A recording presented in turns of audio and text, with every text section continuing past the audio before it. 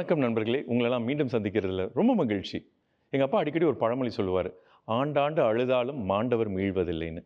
ஆமாங்க. எவ்வளோதான் அழுதாலும் ஒருத்தர் இறந்தவர் திரும்ப வரப்போறதில்ல. ஒரு விஷயம் நடந்துருச்சு, அத திருப்பி சரி பண்ண முடியாதுன்னு தெரிஞ்சிருச்சுன்னா, அது எவ்வளோதான் வருத்தப்பட்டாலும் நமக்கு நடக்காது. இதுதான் ரொம்ப முக்கியமான ஒரு விஷயம். அக்செப்டன்ஸ். ஒரு தவறான விஷயம் நம்ம கீழ போட்டு உடைச்சிட்டோம், இல்ல ஒரு உறவுகளை இழந்துட்டோம்.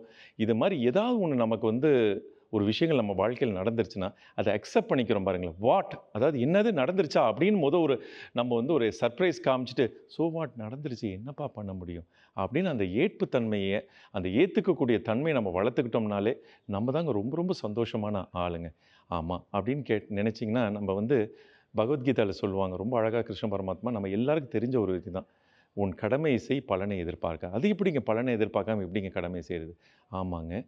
அவர் என்ன சொல்றாங்க? நம்மளுடைய பலன், அதாவது என்ன டெஸ்டினேஷன் எங்க போணும்? இங்கேருந்து நீங்க திருச்சிக்கு போணும்னா, சென்னையிலேருந்து திருச்சிக்கு போனா, திருச்சிக்கு போகணும் டிக்கெட் வாங்குறோம். அந்த டெஸ்டினேஷன் நம்ம தெரிஞ்சிருக்கணும்.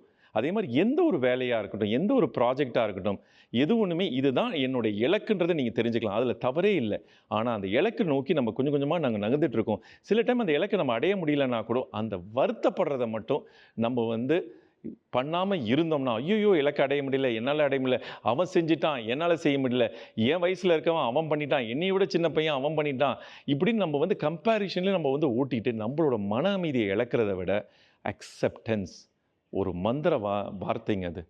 அக்செப்டன்ஸ். நம்ம எது நமக்கு நடக்குதோ, நம்மளோட ஃபுல்லஸ்ட் எஃபோர்ட் முழு முயற்சி அத குடுத்துட்டோமா, அத பேசாம அக்செப்ட் பண்ணிக்கலாம். என்ன நடக்குதோ நமக்கு அக்செப்ட் பண்ணிட்டு போயிட்டே இருக்கலாம். அது வாழ்க்கை உங்களுக்கு ரொம்ப ரொம்ப சந்தோஷமா இருக்கும். இந்த காணொளிய பார்த்தமைக்கு மிக்க நன்றி.